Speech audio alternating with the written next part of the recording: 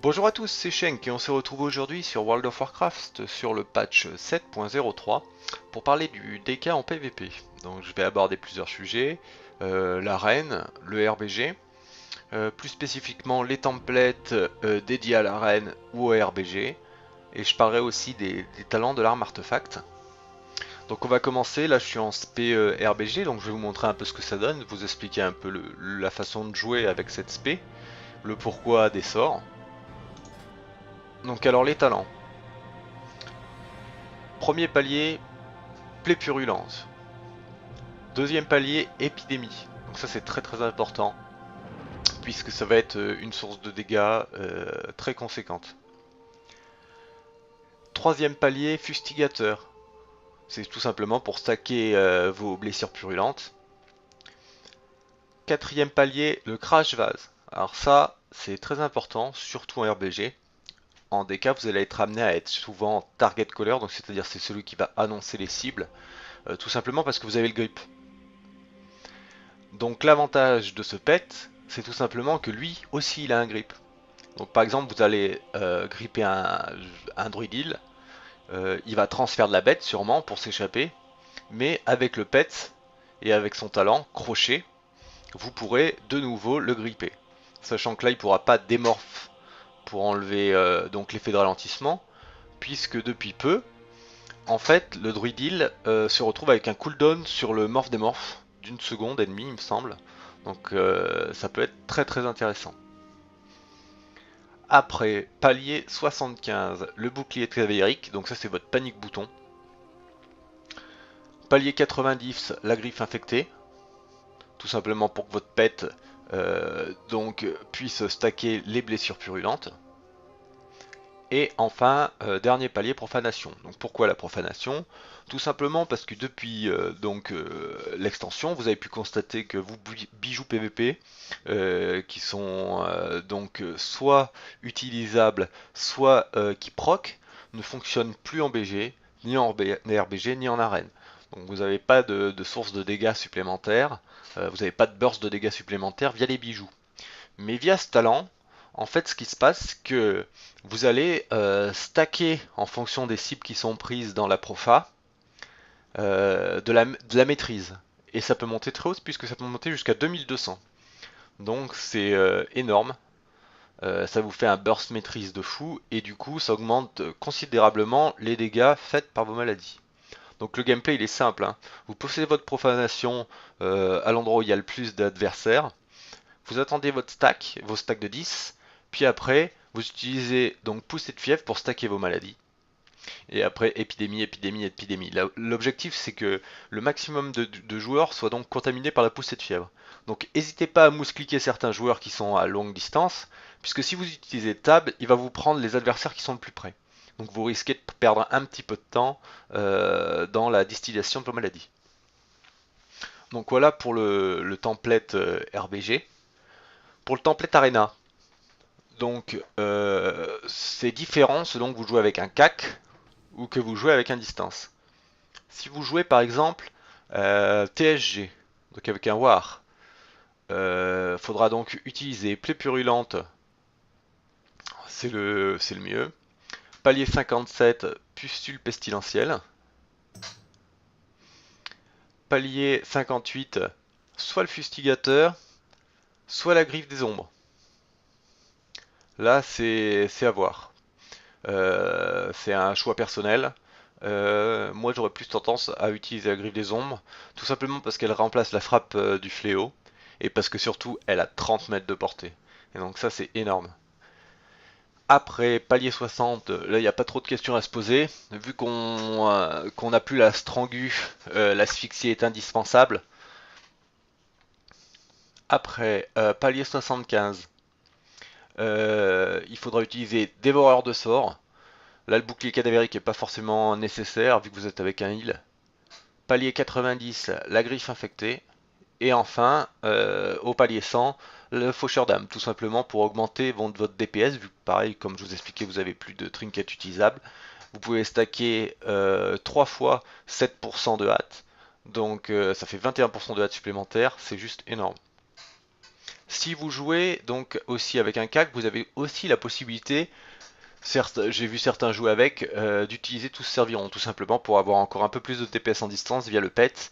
Par exemple, quand on joue contre des casters, ça peut être utile si on est permaroute par exemple avec un mage, ça peut être très intéressant.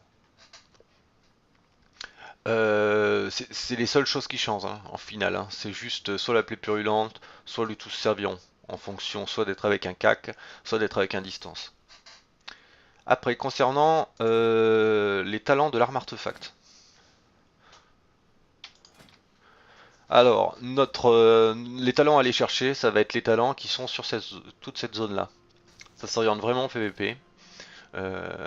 Donc en survie par exemple, voilà, augmente l'efficacité de la carapace anti-magie. Pogne des morts réduit également la vitesse de déplacement de la cible, donc ça c'est très intéressant.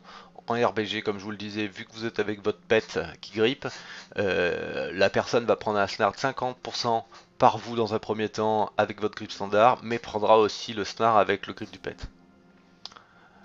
L'augmentation des dégâts de vol mortel, ça c'est très intéressant, pareil quand on est snare ou quand on est route, on peut quand même DPS à distance.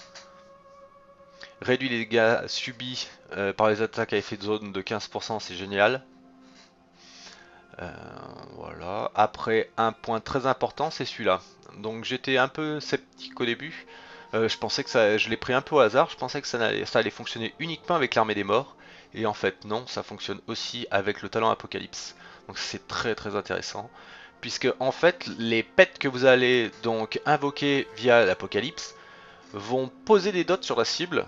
Donc soit des dots de MS donc qui réduisent les heals, soit des dots sur la durée, soit de la réduction de dégâts, et en fonction du nombre de ghouls que vous avez, ils peuvent poser l'ensemble en fait des compétences des ghouls. Donc c'est-à-dire mort augmente les dégâts infligés par le chevalier de la mort, guerre réduit les soins prodigués, donc ça c'est votre MS, famine réduit les dégâts infligés au chevalier de la mort, et pestilence inflige des dégâts supplémentaires sur la durée. Donc l'ensemble de vos pets, durant la période en fait où ils sont actifs, ils peuvent poser l'intégralité de ça.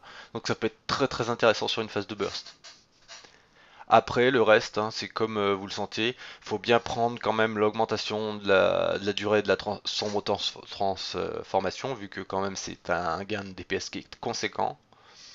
J'ai pris ce palier là, le train pied, c'est très intéressant quand vous vous retrouvez contre des teams double cac, tout le monde est au cac, ça fait relativement mal, contre des team casters ça sert malheureusement pas à grand chose. Après concernant les talents d'honneur, donc ça va être en fonction de pas mal de choses. Là sur la première ligne, personnellement je suis un orc, donc je vais prendre implacable, durée des effets de contrôle subis réduite de 25%. Pourquoi je vais prendre ça en étant orc? Tout simplement parce que déjà de base j'ai le passif solidité qui me fait que les effets d'étourdissement sont réduits de 20%. C'est-à-dire quand je vais prendre un kidney par un rogue, il y aura 20% de réduce là, mais 25 aussi là qui vont se cumuler. Donc ça fait que je vais prendre en fait des stuns qui seront très courts. Après là c'est comme vous voulez. Là j'ai pris l'adaptation parce que je voulais pas m'embêter, mais c'est quand même dans un premier temps plus intéressant de prendre le médaillon du gladiateur tout simplement parce que on trinket pas n'importe quoi. Ça nous permet voilà, de pouvoir choisir ce qu'on trinket. Deuxième palier, l'affrontement est intéressant. Après c'est pareil, c'est question de goût. L'augmentation des points de vie, j'en vois pas des masses l'intérêt. Et la solidité éventuellement. Donc moi j'opterai soit donc pour la solidité, soit pour l'affrontement. Ici, pâleur cadavérique est très intéressante. Voilà, vous avez 20% de chance d'apporter complètement un sort qui vous frappe. Donc ça c'est très intéressant. Vous avez aussi le sombre simulacre. Sur cette zone là vous pouvez prendre ce que vous voulez en fonction de votre gameplay. Même si la zone anti-magie je suis pas convaincu. Peut-être plus en RBG ça peut être intéressant un petit peu pour aller sauver les fesses de vos heals. Ou de faire subir un peu moins de pression à votre team. Ici, donc ce qui concerne les auras. Donc vous avez soit l'aura de décomposition qui fait du dommage, l'aura d'arrêt cardiaque en fait qui augmente la durée de casse des adversaires, mais bon faut être très proche, hein, faut être à 8 mètres, ou l'aura nécrotique qui augmente les dégâts magiques que subissent les adversaires. Donc étant donné votre composition, tout dépend en fait de ce que vous voulez faire. Vous allez tomber sur par exemple en phase double cac, aura de décomposition elle est intéressante. Vous allez jouer avec un caster, par exemple en shadow cleave, ça peut être très intéressant de prendre l'aura nécrotique pour augmenter les dégâts de votre démo. Donc là c'est très situationnel en fait. Le palier suivant, je prends la pandémie personnellement. C'est un choix. Hein. Pareil, à vous de voir ici, mais je vous conseille quand même la pandémie. Et enfin, le dernier palier, là la question se pose pas. Alors en RBG, pourquoi pas la mutation impie, ça peut être très intéressant. Autant en arène, là la question se pose pas, ça va être votre frappe nécro. Tout simplement pour appliquer la MS. Donc ce qui est intéressant aussi, c'est que avec le palier spécifique de l'arme, comme je vous le montrais, vos pets ici, invoqués par Apocalypse, vont aussi stacker la MS. Donc je sais pas encore si ça se cumule, faudra que je me renseigne un peu sur le sujet, mais si votre frappe nécro se cumule avec la MS de vos pets, à mon avis c'est très très compliqué à soigner pour un healer. Voilà, j'espère que cette vidéo vous aura plu, j'essaierai d'en refaire une autre dans la semaine pour vous montrer plus en action ce que ça donne, hein, faire un petit gameplay PVP en arène en RBG. Je vous dis à très bientôt sur ma chaîne.